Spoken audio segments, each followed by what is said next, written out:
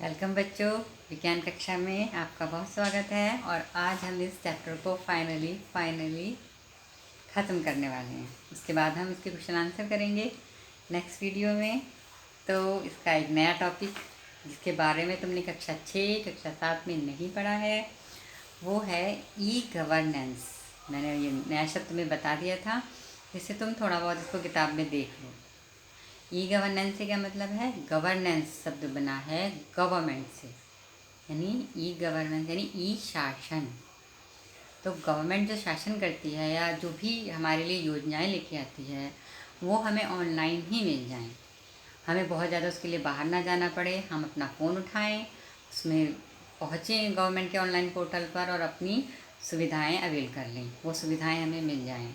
हमें गवर्नमेंट से जैसे हमें आधार कार्ड बनवाना है, राशन कार्ड बनवाना है, फ़ोटो पहचान पत्र बनवाने हैं, या हमें स्कॉलरशिप चाहिए, हमें पेंशन चाहिए, हमें कोई इंक्वायरी करनी है, हमें कोई शिकायत करनी है, हमें कुछ भी गवर्नमेंट से मतलब कोई भी सुविधा लेनी है या कुछ पूछना है या कुछ भी जानना है, और हमें दुकान खोलनी है तो उसका लाइसेंस चाहिए या रजिस्ट्रेशन चाहिए, तो वो सारा कुछ हमें ऑनलाइन घर बैठे बिना जाए केवल कंप्यूटर पर या हमारे फ़ोन पर वो सारी सुविधाएं हमें मिले, गवर्नमेंट की सारी सुविधाओं का लाभ मिले। इसी के लिए ई शासन या ई गवर्नेंस की शुरुआत की गई है। सभी चीज़ों को ऑनलाइन करने की कोशिश की जा रही है। इसीलिए आपने देखा होगा कि सभी लोगों के आधार कार्ड बनवाए गए हैं, सभी लोगों का जो बैंक खाता खुलवाया गया है, और अब सरकार की योजनाओं के जो पैसे हैं वो सीधे आपके बैंक अकाउंट में आते हैं। तो इससे कितने फ़ायदे हैं? आपका समय भी बचता है, परेशानी भी बचती है, और बीच में जो भ्रष्टाचार के चांस थे वो भी ख़त्म हो जाते हैं। सीधे आप ही को, लाभार्थी को पैसे मिलते हैं, और बीच में पैसा कहीं भी व्यय नहीं होता, कहीं भी किसी कोई हड़पता नहीं है। जिसको ज़रूरत है उसको मिलता है। अब हमारी गैस सब्सिडी भी ऑनलाइन आती है, पेंशन भी ऑनलाइन आती है। तो इस तरह जो सरकार की सुविधाओं को एक ऐसे पोर्टल पर, जिससे कि सरकार को भी कम एम्प्लॉय की ज़रूरत होगी, कम कर्मचारियों की ज़रूरत होगी, और हमें भी कम परेशानी होगी। तो इसे ई गवर्नेंस कहते हैं। और इसकी बहुत अच्छे से परिभाषा आपकी बुक में, आपकी किताब में दी हुई है, उसको भी पढ़ लेंगे। बाकी मैं कुछ चीज़ों के बारे में बताती हूँ जो ऑनलाइन अब बन सकती हैं, जिनके बारे में सरकार ने बहुत सारे केंद्र बनाए हैं। इवन अब तो किसानों के लिए भी बना दिया है कि वो उसी पर अपना चीज़ों को डाल सकते हैं कि उनका इतना अनाज है, उन्हें क्या रेट मिलेगा। मतलब ई मंडी बना दी गई हैं। हमारे धीरे धीरे देखना, अब आधार कार्ड तो हो ही गया है। आधार कार्ड के लिए ऑनलाइन प्लेटफॉर्म है, जन सेवा केंद्र हैं, जहां हम अपना आधार कार्ड बनवा सकते हैं, राशन कार्ड, वोटर कार्ड और पैन कार्ड, बैंक खाता हम घर बैठे मोबाइल पर ही खोल सकते हैं। तो ये जो सारी सुविधाएं हैं, शासन की सभी सुविधाएं, शासन में अगर हमें कहीं किसी से कोई शिकायत है, कोई हमारा काम नहीं कर रहा है, कोई हमारी समस्या है, जैसे कि गांव में सड़क मान लो कहीं से टूट जाती है और वो कोई रिपेयर नहीं हो रही है, तो हम सब ऑनलाइन उस पर डाल सकते हैं कि हमारी ये परेशानी है, सरकार तक वो पहुंचेगी और हमें उसका जवाब मिलेगा, वो हमारी समस्या दूर होगी। देखते धीरे धीरे जागरूकता की ज़रूरत है, हमें धीरे धीरे ये पता तो चले। अब आप लोग पढ़ोगे फिर नेट पे सर्च भी करोगे कि किस चीज़ के लिए कौन सी सुविधा गवर्नमेंट ने बनाई है, किस तरह से हम ई शासन का लाभ ले सकते हैं। ई पोस्ट के बारे में हम पढ़ ही चुके हैं। हाँ, अब पुलिस थाने में भी रिपोर्ट EFIR की भी सुविधा कर दी गई है कि आप अपनी मोबाइल पे आप अपनी रिपोर्ट दर्ज करा सकते हैं। किसी का मोबाइल खो जाता है तो उसके लिए भी एक पोर्टल ऐसा बनाया गया है कि आप डाल सकते हो कि आपका मोबाइल खो गया है, उसकी आप शिकायत कर सकते हो, वरना उसके लिए भी थाने जाना पड़ता था। तो इस तरीके से डिजिटल शासन यानी कि बहुत सारी सुविधाएं इस तरह से कर दी जाएं कि आपको घर बैठे उनका लाभ मिले, सरकार को भी कम मशीनरी यानी कि कम लोगों की ज़रूरत हो, और आपको भी तुरंत एक्सेस मिले।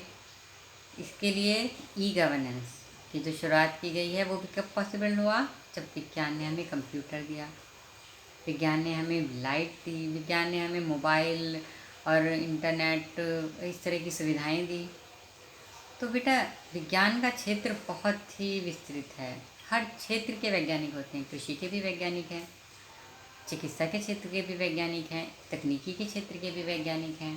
तुम्हारी रुचि जिसमें हो, तुम्हारी रुचि डॉक्टर बनने में हो, तुम्हारी रुचि खेती में हो, तुम्हारी रुचि और भी किसी क्षेत्र में हो, हर क्षेत्र के वैज्ञानिक होते हैं। तुम चाहे कोई सब्जेक्ट पढ़ लो, आगे चल के तुम किसी में भी रिसर्च वर्क करना चाहो, वैज्ञानिक बनना चाहो तो तुम बन सकते हो।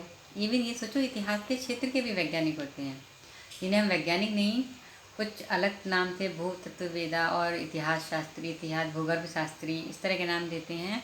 वो भी वैज्ञानिक उपकरणों से, वैज्ञानिक चीज़ों से, खुदाई से ये सब पता लगाते हैं कि हमारा इतिहास, मतलब वो भी पूरी तरह वैज्ञानिक ही एक तरह का ज्ञान है। विज्ञान के आधार पर ही हम सारी चीज़ों को फिर से पुनर्खोज करते हैं उनके अपने इतिहास की। तो हर क्षेत्र में, अंतरिक्ष के क्षेत्र में अंतरिक्ष वैज्ञानिक बन सकते हो। तो विस्तृत क्षेत्र है विज्ञान का, और हमने इतनी सारी चीज़ें विज्ञान के ऊपर पढ़ी हैं।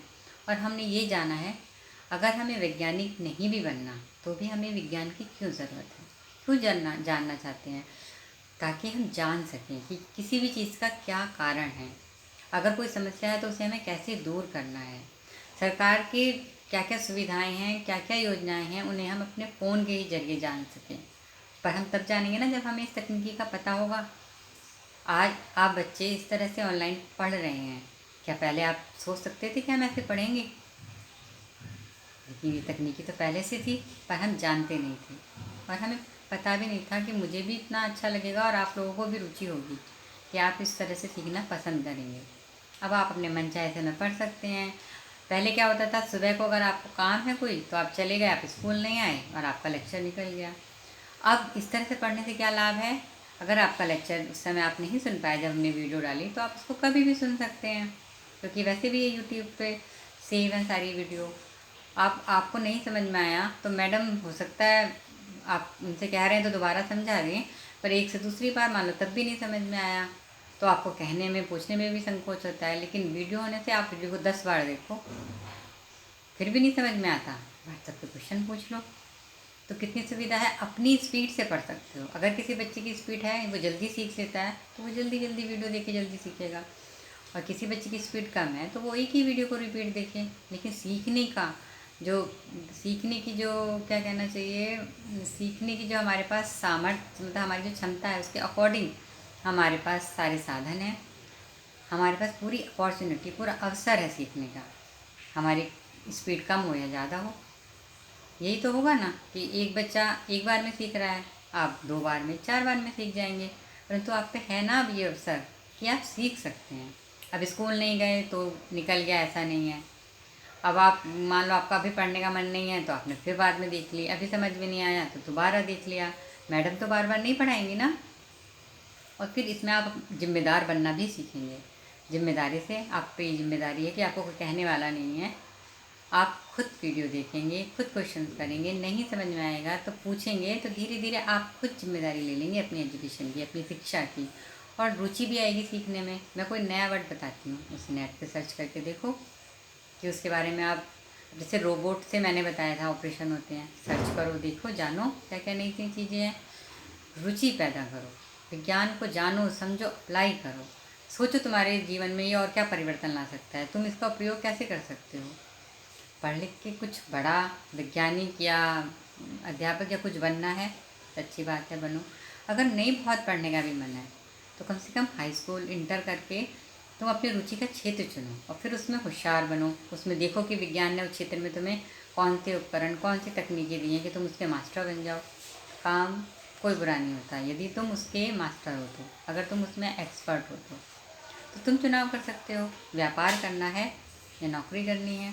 और सीखने के लिए तुम्हारे पास फ़ोन है घर में, कुछ भी सीख सकते हो। ये तो हम पढ़ाई कर रहे हैं, ये तो एक पार्ट हुआ, इसके अलावा जो तुम्हारी रुचि हो तुम इस तकनीक का प्रयोग सीखने के लिए कर सकते हो।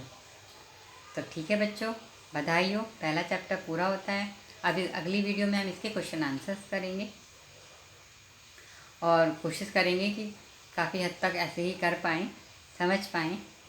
अब पूरा पार्ट एक बार फिर से पढ़ना, क्वेश्चन आंसर्स को देखना कितने तुम्हारे समझ में आ रहे हैं। फिर मिलते हैं, बाय बच्चों, गुड लक।